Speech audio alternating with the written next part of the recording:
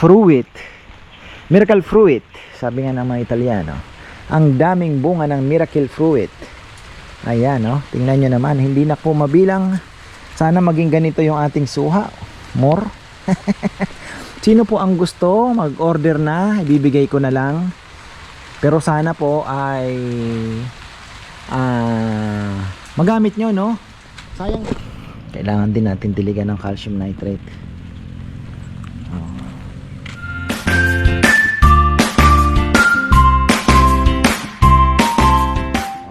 Ayan ay nako, ayan mga farmer, tuloy natin yung vlog kahapon at i-upload ko sana. Nakita ko parang ang kaunti pala ng ilang minuto lang pala yon. So ayun, ako po ay dito naghihintay na may tumubo pero mukhang wala na, no? Ayusin na natin to, palitan natin. Ayan, bago ang lahat pupunta lang po muna ako doon sa kabila. Tingnan natin kung may mga kalaban tayo ditong. Binunot ko na yung doon, yung mustasa natin, gumaganda naman. Kaya lang kagabi po kahapon nag-replant pala ako ng konti. Yung mga nilagay ako dyan, yung mga bakante. Grabe po yung ulan na naman. Pero hindi naman kasing lakas nung nakaraan kasi wala pong putik na nagano sa fish pan natin. Pero so far ay makulimlim pa rin. Ang nipis ng pechay natin, parang gusto kong ulitin. Hinayang naman ako.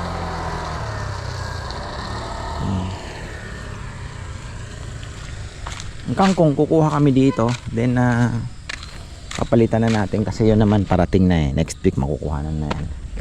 Umaraw lang ng konti, okay na. Ito kasi okay na, yung meron pa din konti-konti pero pwede na yan. Tapos ito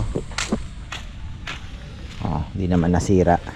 Radish po ito na speedy, yung radish natin na normal, ordinary, hindi po to Korean kasi ayoko din namang makamamaya pumalpak yung Korean. Tapos ito mustasa na naman. Ganun lang.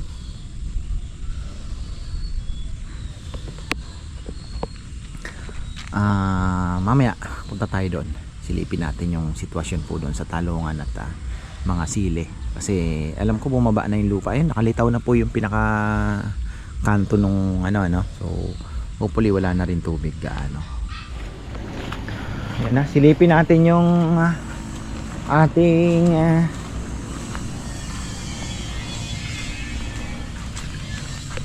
ang pala, sabi ni Mario, ewan ko totoo yung kumakain pala ng nyug, yung pala yung nakikita natin dun sa tain ng yung Carabao manure na mga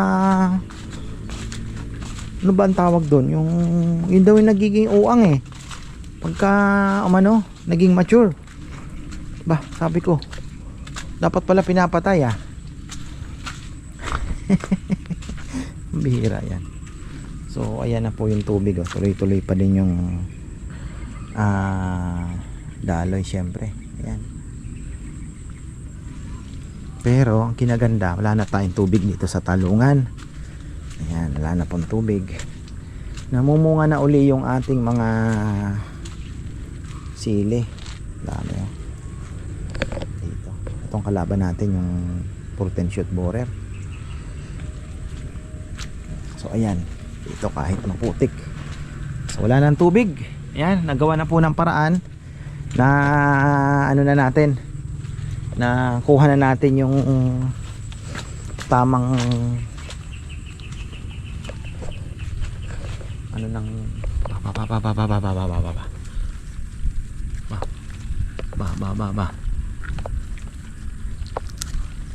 mayroong kalaban pa rin dito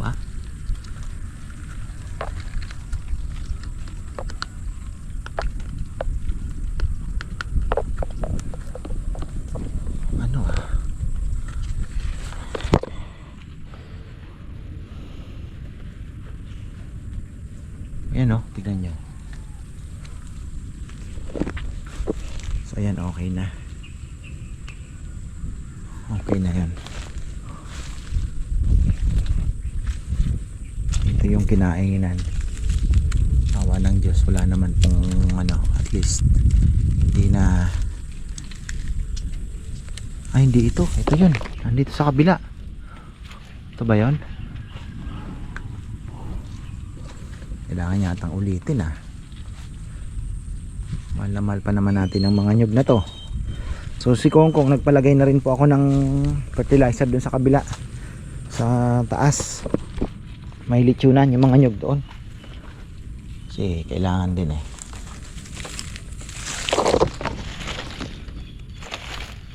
Tingnan nyo to. Anong nangyari dito? Bakit punggok ka? Mukhang kailangan natin yung mga sili. Wala na. Grabe, tinamaan po ng lapnos Tingnan nyo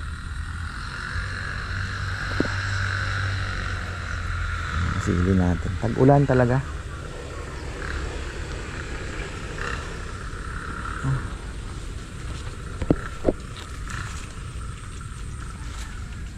Lapnos.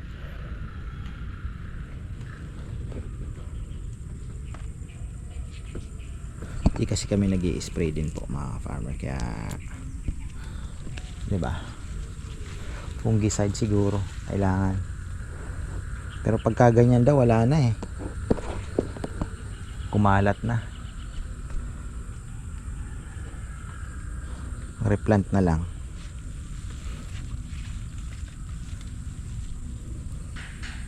Kinaganda yung mga laga nating papaya ay sana magtuloy-tuloy. Napaka healthy po. Hindi naman natin pinagyayabang, pinagkikita ko lang pinagkikita ko lang po na I'm happy na kahit papaano di ba? Kaya lang tingnan nyo ito, putol sana itong mga susunod alagaan natin sa fertilizer yan. Hindi tayo pwedeng magpakampante. Ay ang ganda, ay ano na yung saging, nagbigay na ng suhi. So ibig sabihin ayos, makukuha na tayong pang replant. Ganda anong puno ng nyog. Yung iba sinusunog to tanggal din ng insekto nga naman tapos daw magbubunga. Daming kalaban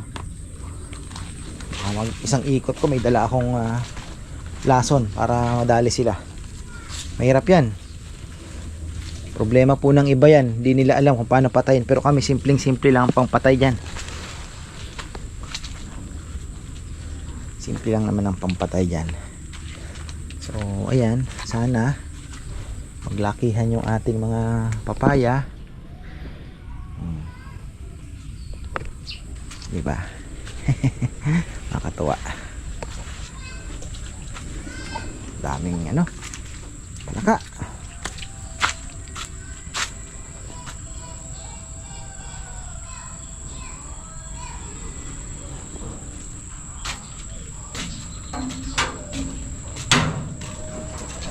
So maximum na yung tubig natin, ganyan lang. Hindi na natin pwedeng laliman pa kasi hanggat wala pa pong tambak yung naandoon, hindi tayo pwedeng palalim. Pero pagka yun ay natambakan na, pwede na tayong papalitan lang naman yung tubo, wala namang problema yan. Pwede tayo magpatubig kung talagang kailangan natin para sa ating mga isda. Okay na, so ayan, marami pong salamat. At least nakaikot ako, napakita ko po na wala ng tubig yung ating talungan at grabe baka may gusto ng oregano. Oregano. Tanim pa si Kongkong dito papaya, yari. Uy, yan, magandang buhay mga farmer. Tingnan natin tong ating itong mga nyug pala. Yan, pinaabunuhan ko na kay Kongkong. At yun nga lang, tingnan nyo kakaroon tayo ng konting build up ng tubig dito dahil nga sa flood control. Dahil natin bayabas. Pakita ko po sa inyo kaya ba't nandito, dahil gusto kong ipakita sa inyo yung aming napakaraming bungang hindi bayabas mga farmer. Bata ako, pagka nakakita ko ng ganito talagang mata ko alis to. Talagang bayabas mga farmer. Ewan ko ba, marami ako nakikitang post, marami din pong karanasan sa bayabas na nangunguha ng bayabas. Kasi ako talaga ganun nung bata. Papakita ko po yung aming miracle fruit. Miracle fruit, sabi nga ng mga Italiano. Ang daming bunga ng miracle fruit. Ayan tingnan nyo naman, hindi na po mabilang. Sana maging ganito yung ating suha. More. Sino po ang gusto mag-order na, ibibigay ko na lang. Pero sana po ay magamit nyo, sayang naman. Siguraduhin nyo lang. Ito meron po tayong 1, 2, 3 o even 4 siguro na bunga na pwedeng sa inyo, ibigay. Bigay lang yun bigay lang po. Ayun, miracle fruit. Ayun yung lalaki ayan, tik tik tik tik tik tik tik tik. Ito matatanda na ito. Ayan, na po yan. So pamimigay na lang natin. Ang dami po. Tapos yung dito meron pa rin tayo. Ayan alam ko bigay ni Kuya Mitz yan. Hindi ko alam kung ito ang bang kay Kuya Mitz galing o sa isang ating viewer na nag-pick up po ng lechon, may dalang ganito. So di ko lang po alin sa dalawa, pero parehas na po ata. Mukhang gusto na din magbunga itong isang ito. Silipin nga natin. Kailangan palitan yung ating mga kalamansi Alam ko nagpa-practice na rin po ito. Nagpa-practice na rin. Tingnan nyo makapal na din yan. Malapit na rin pong magbunga ito. Umarangkada na So yun, ang dami, 'di ba? Tapos yung mga nyog na fertilizer na po yan. At hopefully ay makahabol din doon sa yung doon magaganda Tapos syempre yung ating mangga na inaasahan na po natin itong next year, God willing, ay tayo po ay bubungahan na niya na malalaki.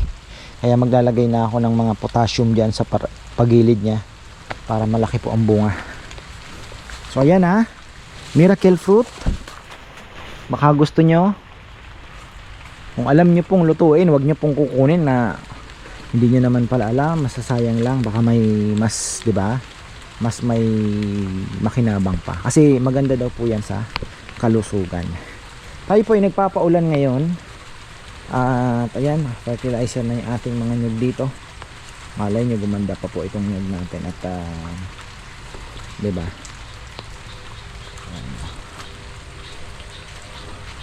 iikot na ako doon sa kabila. Ito yung abukadong bell type. Uy, meron pala tayo ditong ligaw na ampalaya. Wow. Ligaw po yan, ampalaya. Ay, potek. Yung katmon natin. Ito, hindi tayo mauubusan ng panggatong. Hindi tayo mauubusan ng panggatong.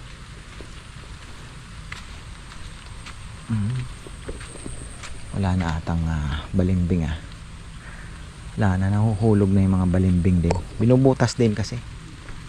So malapit na po tayong bungahan ng katmon.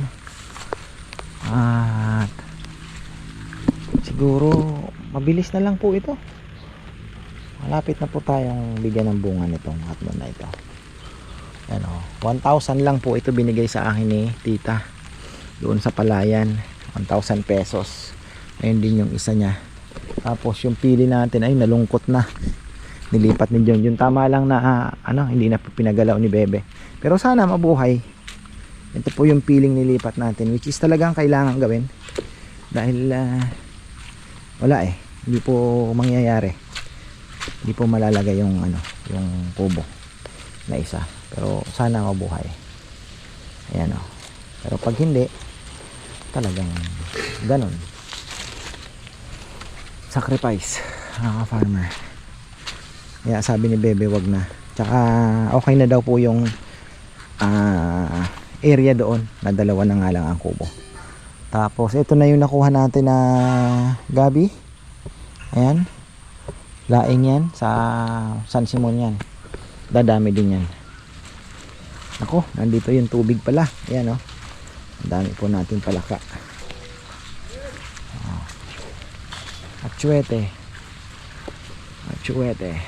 na andun yung si Rambo na lang ata ang naan dito. Sana wag mamatay yung ating lipote. So ito ang kailangan gawa ng paraan, kasi ito pong part na ito mababa. So kailangan natin matambakan yan para yung tubig ma-divert papunta dun, dire-diretso na dun. Kailangan namin matambakan ng kaunti yan para dire-diretso na tubig. Ito ano kaya ang gagawin natin dito?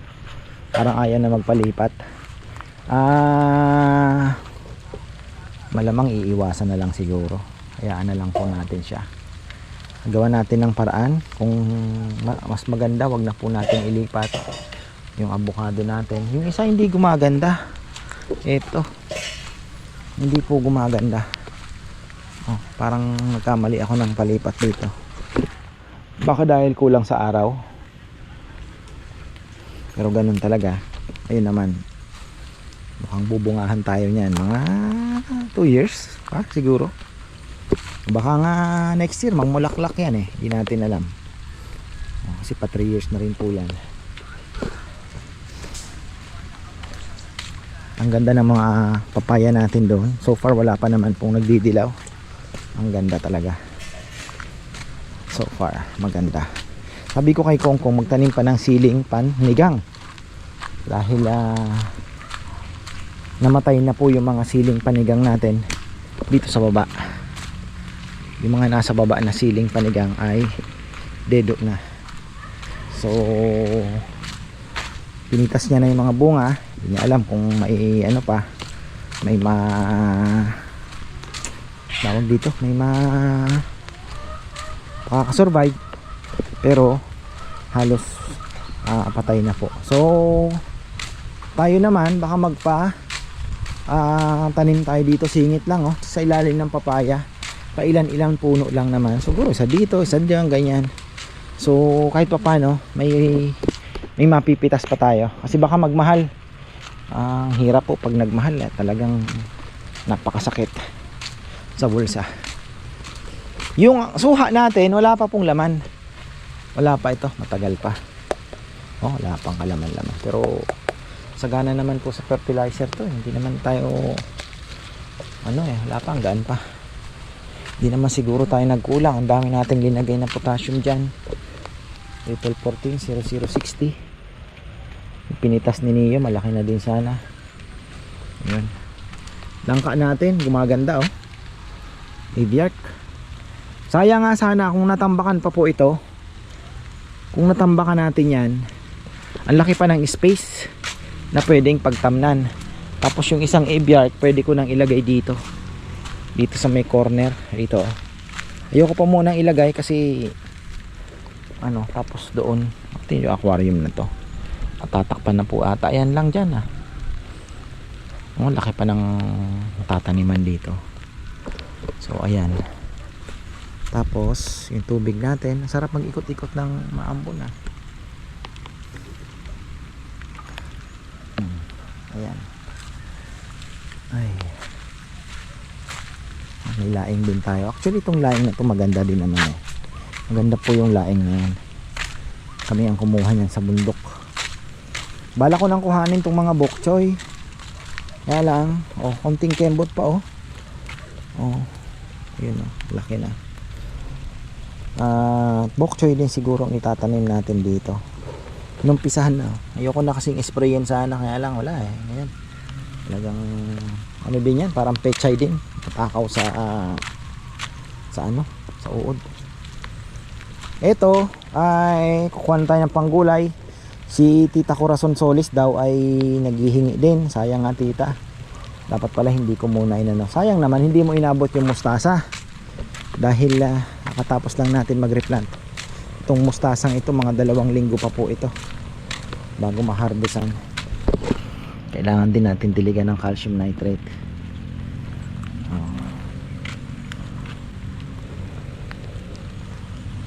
Ganda. Ito din kailangan maabunuhan. Tapos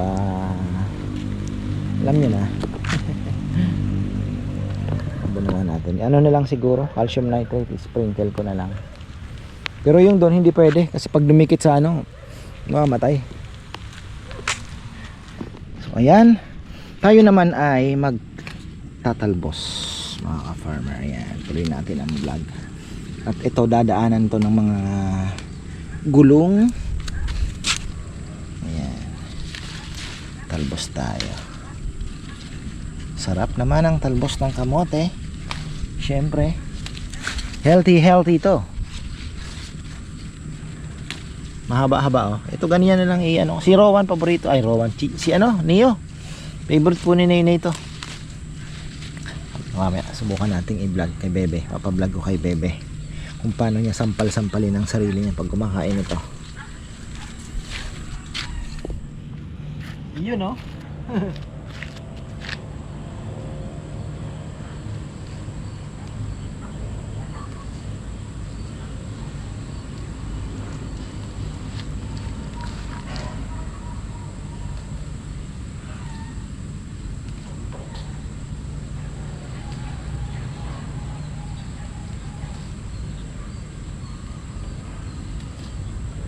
Daming talbos.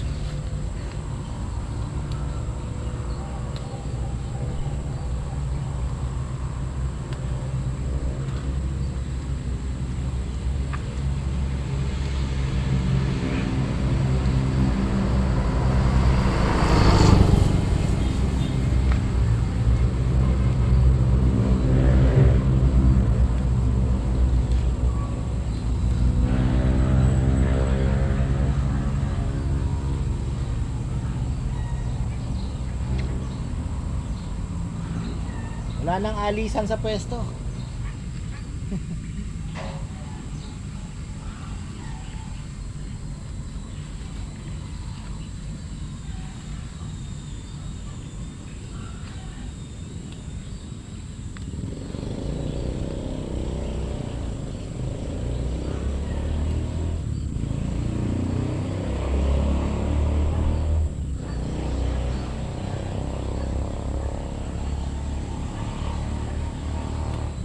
Para laging mataba, kailangan pipitikan niyo po ng fertilizer ang talbos ng kamote. Yung kamote nyo kasi papayat po yung talbos niya pagka hindi nyo naalagaan sa fertilizer. Papayat. Kailangan para laging mataba ay mayroong fertilizer. Dami oh. Kulang pa to.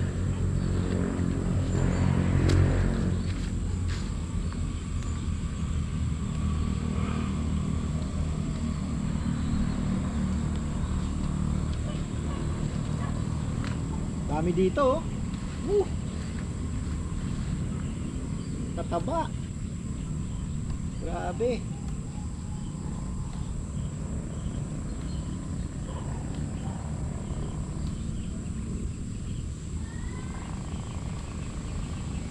Alisan.